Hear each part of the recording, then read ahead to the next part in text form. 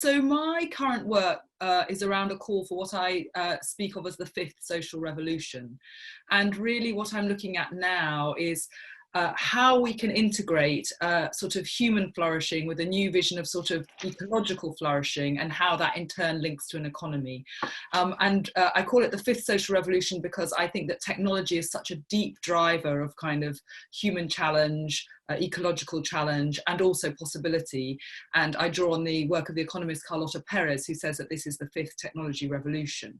And Ruth sent me 4 questions. And so I thought that I would just make some comments around those 4 questions, because my work's quite broad and as a way of framing it, and then you can ask anything more specifically. So she particularly asked me to comment on the impact of austerity.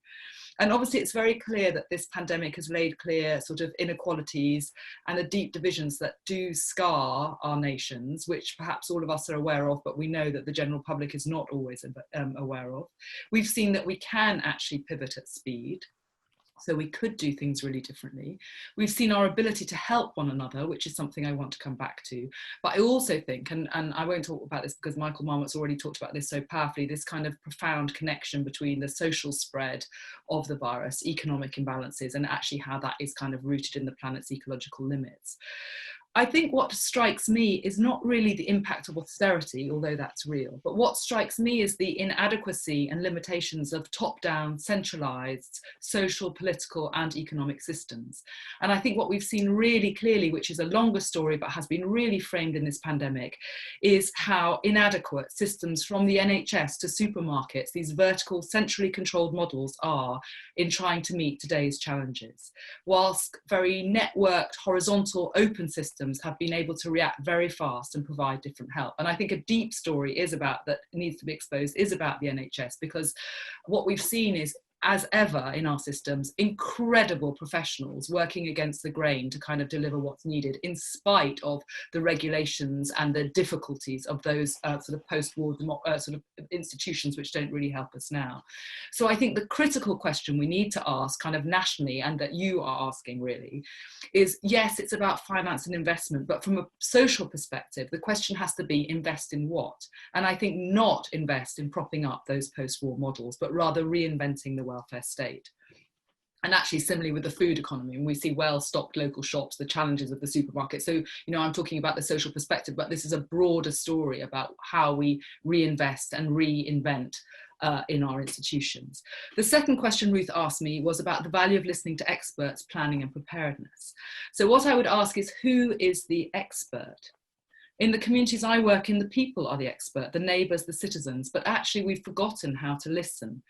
And in too many places, I think we've really discarded the value of these everyday relationships in the way we plan and prepare.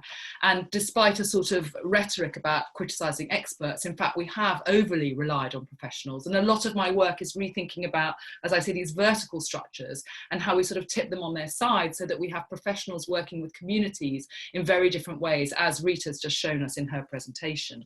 And so in my book, Radical Help, I ask about what does it actually really mean to listen? What are the processes we need? I'm not talking about focus groups where we just stand in our existing institutions and ask how we can make them better. I'm talking about how we really stand in people's lives and ask these different questions, which I think, again, your process is going to do.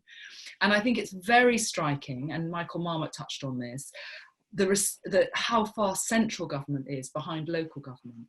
So the best practice I see is in communities, Barrow, East Ayrshire, Wigan, where really fundamentally different things are happening that often, well, I think generally central government, no political party really seems very aware of what's happening and how to kind of tap into that energy and those processes.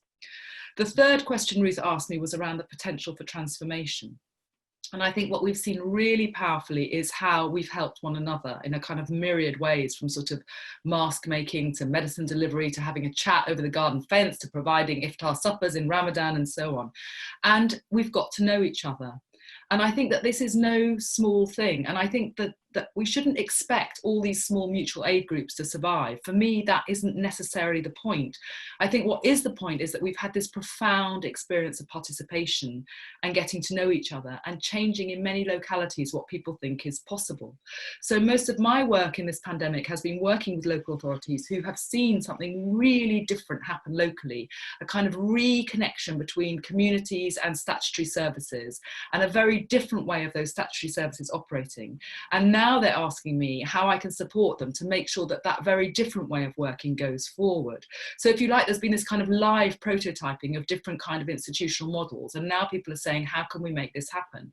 And I think the barriers aren't inconsiderable. So all the places I'm working have got town deals and growth deals that have had to prioritise in order to get the money: expansion of the airports, building high value housing, not local housing, expanding roads. I mean, I could go on. And in all these places, they don't want to do this, but they've seen that if they don't tick those boxes, they won't get the money, and they're hoping afterwards they can kind of reconnect a kind of new economy to kind of new social systems. But it's going to be very challenging because the regulations at the moment don't allow that to happen. But we have really glimpsed something, I think, that could happen.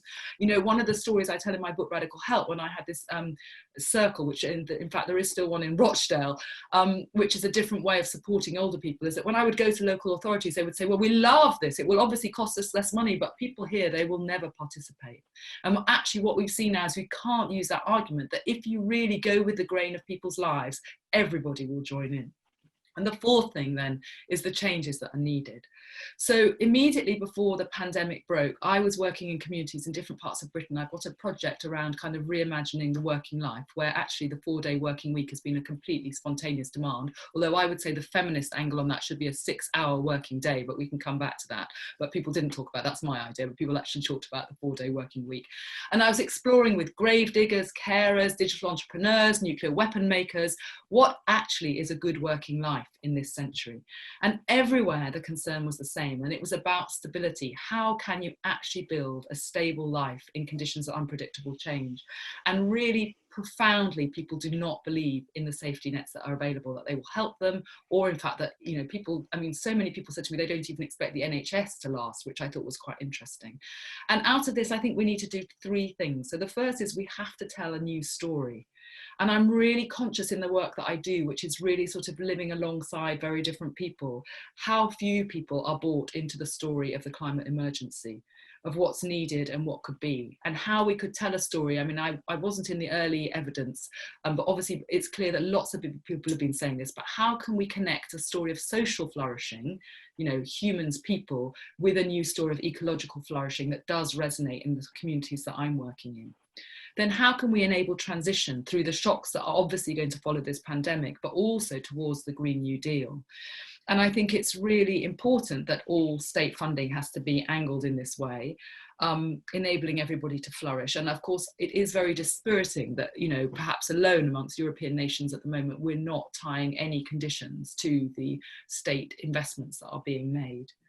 And then I think we've got the challenge of addressing the deeper legacy challenges, so the structural, social and spatial things that are holding us back. And I think it's, again, this goes to my point about austerity. I mean, I would argue from sort of, you know, all the time working within communities, is that our systems, you know, were such a revolution in the post-war era, but they're really not set for today, because the big challenges we have today mean working alongside people. They mean participation, whether it's the climate emergency or chronic health conditions, and all the systems we have are designed to kind of hold us at arm's length and to fix us rather than work with us. So obviously I can't go into it, but I think there's this kind of, just as what happened at the end of the Second World War was that Beveridge did not reinvent everything. What he did was he put together a very simple framework for investment, and he said, if you follow these simple rules, you'll get money, and if you don't, you won't. And as we know, doctors did not want to be part of the NHS, but they realised that they wouldn't be paid unless they were, and so kicking and screaming, they came into the NHS. And all around us, the kind of new practice that I'm kind of summarising very fast now is there. But what's happening is that we don't have that framework that kind of gives the energy to those new models. And I think the 2 things, if I was sort of so kind of thinking about the sort of framework, but if I was thinking about practice, I think the 2 things that really matter, and it seems that there is sort of some consensus around this and everybody you've heard from, is work. What is work? and how does everybody have decent work, by which I mean it's well paid, meaningful, and it's carbon neutral. I mean, I'm really interested in the idea of transition incomes. What will it really take? We have to face up to the fact that, you know, very good work in this country is very, very problematic for any kind of transition. You know, I'm working with kind of nuclear submarine makers and so on. I mean, clearly it's hard to imagine their space, but this is very good work in the communities I work in. And this is why we've seen the unions and people stand out against the Green New Deal. And we need to kind of think about that in the context of the future of work, I think. And then secondly, care. So, you know, I think good care is really critical. I actually think work and care is two sides of the same coin, which is why I think 6-hour working day rather than a kind of 4-day working week, but any of those would be brilliant. And I think that what we've seen really clearly and excitingly in this pandemic is we haven't been able to organise social care, because I think in everybody's minds it's been a sibling national health service. Can we have a kind of 1950s model for care? Well, we can't, because we can't afford it and we can't organise it.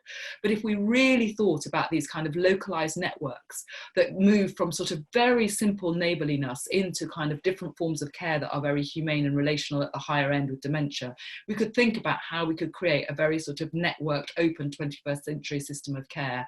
And I think we have really seen the beginning of that, and we can build on it. And that would bring alive a kind of very different human flourishing story that we need to address.